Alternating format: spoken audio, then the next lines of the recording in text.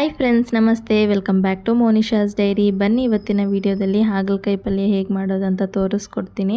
ಯೂಶ್ವಲಾಗಿ ತುಂಬ ಜನ ಹಾಗಲಕಾಯಿ ಕಹಿ ಇರುತ್ತೆ ಅಂತ ತಿನ್ನೋದೇ ಇಲ್ಲ, ಬಟ್ ನನಗಂತೂ ಫೇವ್ರೆಟ್ ಅಂತಲೇ ಹೇಳ್ಬೋದು. ಸೊ ಒಂದೊಂದು ಸತಿ ಟ್ರೈ ಮಾಡೋವಾಗೂ ಡಿಫ್ರೆಂಟಾಗಿ ಏನಾದರೂ ಟ್ರೈ ಮಾಡ್ತಾ ಇರ್ತೀನಿ. ರೀಸೆಂಟ್ ಟೈಮ್ ನನ್ನ ಫೇವ್ರೆಟ್ ಈ ಹಾಗಲಕಾಯಿ ರೆಸಿಪಿ.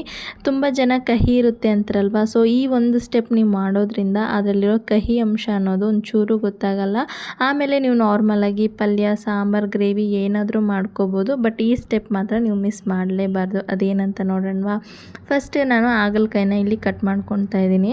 ಸೊ ಈ ಥರ ರೌಂಡಾಗಿ ಕಟ್ ಮಾಡಿಕೊಂಡು ಪಲ್ಯ ಮಾಡೋದ್ರಿಂದ ತುಂಬಾ ಚೆನ್ನಾಗಿರುತ್ತೆ. ಬಟ್ ಇದನ್ನು ಒಂದೊಂದೇ ಕಟ್ ಮಾಡಿ ಆ ಸೀಡ್ ರಿಮೂವ್ ಮಾಡೋಕ್ಕೆ ತುಂಬಾ ಲೇಟ್ ಆಗುತ್ತಲ್ವ.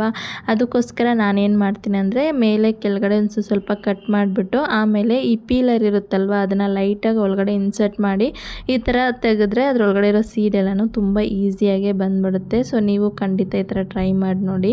ಇವಾಗ ಇದನ್ನು ತುಂಬ ತಿನ್ನಾಗೂ ಇಲ್ದರ ತಿಕ್ಕಾಗೂ ಇಲ್ದರ ಒಂದು ಮೀಡಿಯಮ್ ಸೈಜಲ್ಲಿ ಸ್ಲೈಸಾಗಿ ಕಟ್ ಮಾಡ್ಕೊಳ್ಳಿ. ಇದೇ ಇಂಪಾರ್ಟೆಂಟ್ ಆಗಿರೋ ಒಂದು ಸ್ಟೆಪ್ಪು. ಒಂದು ಬೌಲಲ್ಲಿ ಒಂದು ಸ್ವಲ್ಪ ನೀರು ತೊಗೊಂಡು ಚಿಕ್ಕ ನೆಲ್ಲಿಕಾಯಿ ಸೈಜಷ್ಟು ಹುಣಸೆಹಣ್ಣು, ಸ್ವಲ್ಪ ಉಪ್ಪು ಹಾಕಿ ಸ್ವಲ್ಪ ನೀರು ಬಿಸಿ ಆದಮೇಲೆ ಈ ಹಾಗಲಕಾಯಿನೂ ಹಾಕಿ ಒಂದು 5ರಿಂದ 6 ನಿಮಿಷ ಚೆನ್ನಾಗಿ ಬೇಯಿಸ್ಕೊಳ್ಳಿ. ತುಂಬ ಬೇಯಿಸ್ಕೊಳಕ್ಕೆ ಹೋಗಬೇಡಿ.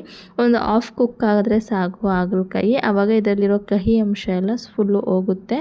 ಸೊ ಇವಾಗ ಬೆಂದ ಮೇಲೆ ನಾನು ಏನು ಮಾಡ್ತಿದ್ದೀನಿ, ಇದನ್ನು ಬಂದು ಒಂದು ತೂತ್ ಪಟ್ಲಿಗೆ ವಾಟ್ರನ್ನೆಲ್ಲ ಫಿಲ್ಟರ್ ಮಾಡಿಬಿಟ್ಟು ನೀರಲ್ಲಿ ಬೇಯಿಸೋವಾಗ ಹುಣಸೆಹಣ್ಣು ಹಾಕಿರ್ತೀವಲ್ವ, ಸೊ ವಾಟರ್ ಫುಲ್ಲು ಫಿಲ್ಟರ್ ಆದಮೇಲೆ ಆ ಹುಣಸೆಹಣ್ಣನ್ನು ಸಪ್ರೇಟಾಗಿ ತೆಗೆದ್ಬಿಟ್ಟು ಮತ್ತೆ ಇನ್ನೊಂದು 2-3 ಸತಿ ನೀಟಾಗಿ ವಾಟರಲ್ಲಿ ವಾಶ್ ಮಾಡಿಬಿಟ್ಟು ಆ ಹಾಗಲಕಾಯಿನ ಸ್ಕ್ವೀಸ್ ಮಾಡಿ ಆ್ಯಡ್ ಮಾಡ್ಕೊಳ್ಳಿ.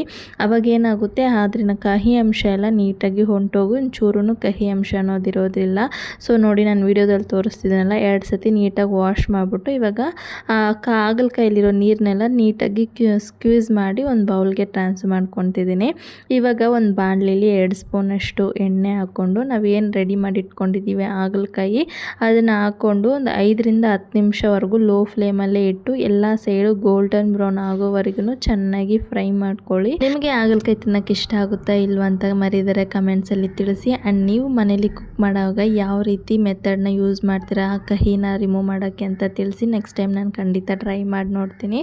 ಸೊ ಈ ಥರ ಗೋಲ್ಡನ್ ಬ್ರೌನ್ ಸ್ವಲ್ಪ ಚೇಂಜ್ ಆದಮೇಲೆ ಇವಾಗ ಇದರಲ್ಲಿ ರುಚಿಗೆ ತಕ್ಕಷ್ಟು ಉಪ್ಪು, ಖಾರದ ಪುಡಿ, ಒಂದು 1/4 ಸ್ಪೂನಷ್ಟು ಧನಿಯಾ ಪುಡಿ, 1 ಸ್ಪೂನಷ್ಟು ಸಕ್ಕರೆ, ಒಂದು ಅರ್ಧ ಸ್ಪೂನಷ್ಟು ಗರಂ ಮಸಾಲ, ಇದಿಷ್ಟನ್ನು ಹಾಕಿ ಲೋ ಫ್ಲೇಮಲ್ಲೇ ಇನ್ನೊಂದು 5 ನಿಮಿಷವರೆಗೂ ಚೆನ್ನಾಗಿ ಫ್ರೈ ಮಾಡಿದ್ರೆ ಆ ಸಕ್ಕರೆ ಅನ್ನೋದೆಲ್ಲ ಕರಗಿ ಆ ಹಾಗಲಕಾಯಿ ಮೇಲೆ ಒಂಥರ ಕ್ಯಾರಮಲ್ ಆಗಿ ಕೋಟ್ ಆಗಿ ಮೇಲೆ ಕ್ರಿಸ್ಪಿಯಾಗಿ ಒಳಗಡೆ ಸಾಫ್ಟಾಗಿ ತಿನ್ನೋಕ್ಕೆ ಅಷ್ಟೊಂದು ಸಕ್ಕತ್ತಾಗಿರುತ್ತೆ. ಇದು ವೆರೈಟಿ ರೈಸ್ ಜೊತೆಗೆ ಇಲ್ಲ ಸಾಂಬಾರ್ ರೈಸ್ ಜೊತೆಗೆ ಯಾವುದ್ರ ಜೊತೆ ಬೇಕಾದರೂ ನಾವು ಸರ್ವ್ ಮಾಡ್ಬೋದು. ಸೊ ನೀವು ಮನೇಲಿ ಖಂಡಿತ ಈ ಥರ ಟ್ರೈ ಮಾಡಿಬಿಟ್ಟು ಹೇಗಿತ್ತು ಅಂತ ಹೇಳಿ. ವಿಡಿಯೋ ಇಷ್ಟ ಆದಲ್ಲಿ ಲೈಕ್ ಮಾಡಿಬಿಟ್ಟು ಮರಿದರೆ ಚಾನಲ್ನ ಸಬ್ಸ್ಕ್ರೈಬ್ ಮಾಡ್ಕೊಳ್ಳಿ. ಬಾಯ್.